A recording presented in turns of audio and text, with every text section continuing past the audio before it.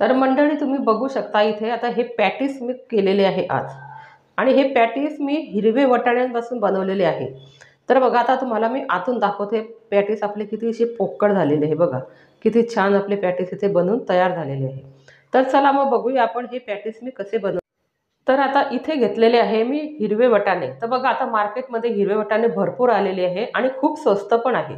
तर आता हे स्वस्त जर आहे हे वाटाणे, तर आपण या वाटाण्यांपासून वेगवेगळी रेसिपी बनवून आपल्या घरच्या लोकांना खायला द्यायला काहीच हरकत नाही। असे हिरवेगार वाटाणे आपल्याला इथे हवे आहेत।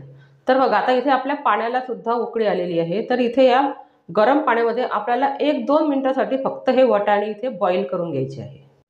तर बघा आता उकळी आल्यावर आपल्याला इथे चवीपुरतं मीठ टाकायचं आहे आणि त्यामध्ये आपल्याला हे वाटाणे इथे पूर्ण टाकून घ्यायचे आहे। तर तुम्हाला तुमच्या घरी किती प्रमाणामध्ये हे पॅटीस बनवायचे आहे, तर त्याप्रमाणे तुम्ही हे वाटाणे घ्या। तर मी एक अर्धी कटोरी फक्त इथे हे वाटाणे घेतलेले आहे आणि अतिशय हिरवे वाटाणे आपल्याला इथे घ्यायचे आहे, पांढरे वाटाणे घ्यायचे नाही, कारण काही शेंगा खराब निघतात, त्यात पांढरे वाटाणे निघतात। तर हिरवेगार वाटाणे आपल्याला इथे पाहिजे आहे आणि 1 ते 2 मिनिट फक्त आपल्याला हे वाटाणे इथे बॉईल करून घ्यायचे आहे। जास्त वेळ आपल्याला इथे बॉईल करायचे नाही आहे, 1 ते 2 मिनिटांसाठी हे वाटाणे आपल्याला बॉईल करायचे आहे। तर बघा आता आपल्या ह्या पाण्याला छान उकळी आलेली आहे आणि 1 ते 2 उकळी फक्त आपल्याला इथे वाटाण्यासाठी काढून घ्यायची आहे। आणि आता हे उकळी आल्यानंतर आपल्याला गॅस बंद करायचा आहे आणि हे आपल्याला 10 मिनिटांसाठी झाकून ठेवायचं आहे, म्हणजे हे पाण्यामध्ये असे नरम पडतात, ते छान मऊ होतात मग। तर आता इथे 10 मिनिट झालेले आहे आणि आपल्याला ते वाटाणे आता एका गाळणीमधून गाळून घ्यायचे आहे आणि ते जे पाणी आहे खाली शिल्लक राहिलेलं, तर ते पाण्याचा तुम्ही कशासाठीही उपयोग करू शकतात, कारण आपण ते वाटाणे छान धुतलेले आहे, त्यामुळे ते पाणी तुम्ही हे कणिक वगैरे मळायला आणि भाजीमध्ये टाकायला सुद्धा त्याचा उपयोग करू शकतात। आणि आता असे पूर्ण आपल्याला गार करून घ्यायचे। बघा किती छान असे नरम झालेले आहे आपले वाटाणे आणि ते काही आपल्याला मिक्सरमध्ये काढायची काहीच गरज नाही। जेव्हा आपण त्याला कढईमध्ये फ्राय करू तेव्हा ते चमच्याने बारीक केले तरी चालतात। तर आता इथे घेतलेलं आहे मिक्सरचं भांडं, त्यात घ्यायचं आहे आपल्याला थोडं जिरं। तर आपली जेवढी क्वांटिटी आहे वाटाण्यांची तेवढंच आपल्याला इथे मसाला तयार करायचा आहे आणि थोडं घ्यायचं आहे आपल्याला धणे आणि याचबरोबर घ्यायचं आहे आपल्याला बडीशोप। तर बघा या बडीशोपमुळे आपली ही जी पॅटीस आहे तर याची चव अतिशय छान लागते, म्हणून हे बडीशोप तुम्ही आवर्जून वापरा यामध्ये। तर आता हे आपल्याला पूर्ण मिक्सरला काढून घ्यायचं आहे। तर एकदम बारीक पण काढायचं नाही, असं थोडं जाड मोठंच आपल्याला काढायचं आहे ते। आणि आता यात टाकायचं आहे आपल्याला 4 ते 5 लसणाच्या पाकळ्या आणि नंतर पहा इथे मी 2च मिरचीचे तुकडे घेतलेले आहे, कारण ह्या मिरच्या खूप तिखट आहे आणि थोडं घेतलेलं आहे आलं। तर हे पूर्ण आपल्याला मिक्सरमध्ये बारीक करून घ्यायचं आहे। तर बघा असं जाड मोठं आपल्याला हे काढून घ्यायचं आहे आणि आता हे मिक्सरमध्ये बारीक केल्यानंतर आता इथे ठेवलेलं आहे मी एक फ्राय पॅन। तर त्यात टाकायचं आहे आपल्याला थोडं तेल। तेलाचा आपल्याला इथे वापर जास्त करायचा नाही, कारण आपल्याला नंतर हे पॅटीस हे तळून घ्यायचे आहे, म्हणून इथे तेलाचा हा कमीत कमी वापर करायचा आहे आपल्याला। तर तेल आपलं तापलेलं आहे आणि यात थोडं आपल्याला जिरं आणि मोहरी टाकायची आहे। तर तुम्हाला जर वाटलं तर तुम्ही यात हिंगसुद्धा टाकू शकतात। आणि बघा आता हे जिरं आणि मोहरी आपली ही छान तळतळायला लागली, म्हणजे यात आता आपल्याला टाकायचं आहे ते आपण बारीक केलेली जी चटणी होती जाड मोठी काढलेली धणे आणि जिरेची, तर ते आपल्याला इथे यात पूर्ण टाकून घ्यायचं आहे आणि ते आता आपल्याला थोडं फ्राय करायचं आहे, कारण आपण ते कच्चं घेतलेलं आहे, ते भाजलेलं नाही आहे, त्यामुळे आपल्याला हे तेलामध्ये ते चांगलं असं फ्राय करून घ्यायचं आहे। आणि पहा असं कोरडंच घ्यायचं आहे आपल्याला, एकदम ओलसर नाही। तर आपल्याला इथे कोरडं म्हणूनच हे छान असं इथे परतून घ्यायचं आहे कमी तेलामध्ये। तर मंडळी बघा माझ्या बऱ्याच रेसिपी अशा आहेत की त्या मी कमीत कमी तेलामध्ये घरीच्या साहित्यामध्ये कशा बनवायच्या, तर त्या बऱ्याच व्हिडिओ मी माझ्या चॅनलवरती अपलोड केलेले आहेत। तुम्हाला जर बघायचं असेल तर तुम्ही माझ्या चॅनलवर जाऊन चेक करू शकतात। मी खूप कमी प्रमाणात तेलसुद्धा वापरते आणि विदाऊट तेलापासून रेसिपी कशा बनवायच्या ते सुद्धा मी दाखवते। तर बघा आता हे छान फ्राय झालेलं आहे, यात टाकायचं आहे आपल्याला आता थोडी हळद। तर बघा आता यात आपल्याला वरून काही गरम मसाला वगैरे टाकायची काहीच गरज नाही, कारण आपण तो मसाला तयार केलेला आहे घरीच, त्यामुळे वरून मसाला ॲड करायची काहीच गरज नाही। आता ही हळद आणि हे पण छान मिक्स झालेलं आहे।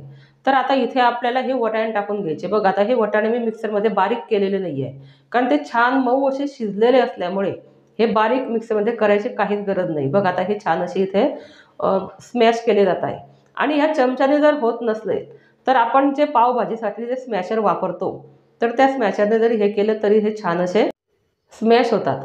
तर अगदी मऊ असल्यामुळे ते पटकन होतात असे। तर बघा अतिशय इझी आणि सोपी अशी रेसिपी आहे, काहीच अवघड नाही आहे आणि आता हिरवे वाटाणे बाजारामध्ये आल्यामुळे तुम्ही हे घरी सहज बनवू शकतात. आपल्या घरच्या लोकांसाठी, लहान मुलांसाठी तर अतिशय आवडीचा असा हा आयटम आहे. तर हे तुम्ही घरी नक्की बनवा. तर आता बघा, आता हे पूर्ण मी अशी इथे स्मॅश करून घेणार आहे. हे बघा, तर खूप छान असे स्मॅश झालेले आहे इथे हे. तर आता यात टाकायचं आहे आपल्याला चवीपुरतं मीठ. तर पहा, मिठाचं प्रमाण पण कमी वापरा इथे, कारण आपण जेव्हा ते पॅटीस बनवू तेव्हा त्या बटाट्यांमध्ये सुद्धा आपल्याला थोडं मीठ टाकायचं आहे आणि वरून घालायची आपल्याला थोडी हिरवी कोथिंबीर. तर हे सर्व आपल्याला असं एकजीव करून घ्यायचं आहे आणि 1 ते 2 वेळा आपल्याला याला आता अशी वाफ आणायची आहे. म्हणजे आपले जे सारण आहे तर ते छान एकजीव होईल. तर बघा, इथे मी 3 ते 4 आलू हे बॉईल करून घेतलेले होते. तर हे माझे आलू जरा थोडे बॉईल कमी झाले ते, तर यापेक्षा जास्त बॉईल करून घ्या, म्हणजे ते लगेच असे स्मॅश होतात. तर आता हे छान आपलं स्मॅश झालेलं आहे बटाटे वगैरे. तर आता यात घ्यायचे आपल्याला 2 चमचे मैदा. तर बघा, आता या मैद्यामुळे काय होतं, आपलं जे पॅटीस असतो ना त्याला असं छान बाइंडिंग येतं.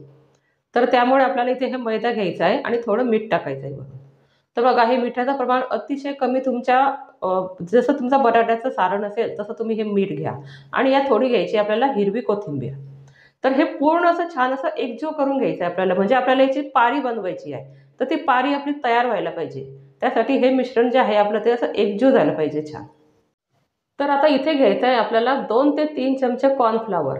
तर हे कॉर्नफ्लॉवर अशासाठी घ्यायचं आहे की आपण जेव्हा हे पॅटीस तयार करू तर त्या पॅटीसला वरून अशी छान याची बाइंडिंग यायला पाहिजे.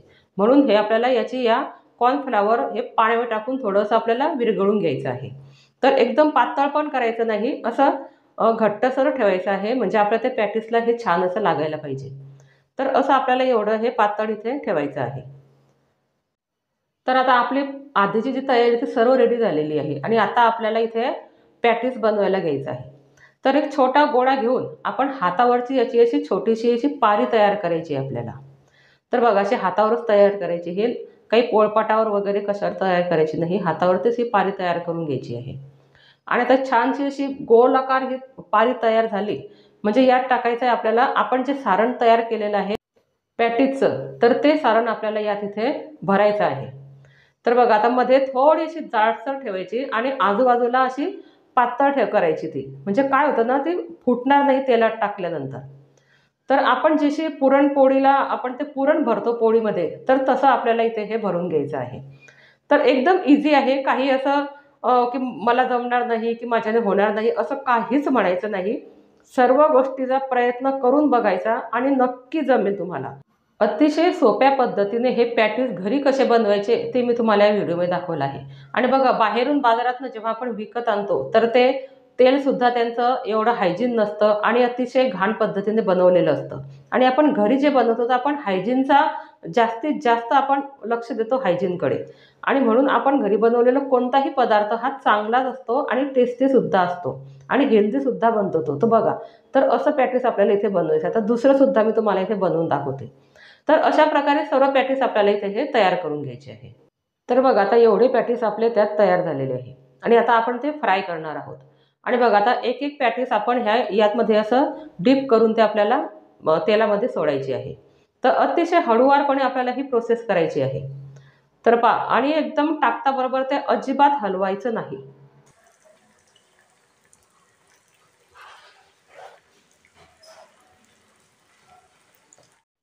आता ते खालून छान फ्राय झाल्यानंतर त्याला आपल्याला असं पलटवायचं आहे आणि त्यावरती थोडंसं तेल सोडत जायचं, म्हणजे वरचा जो भाग आहे तो पण फ्राय होईल आपला.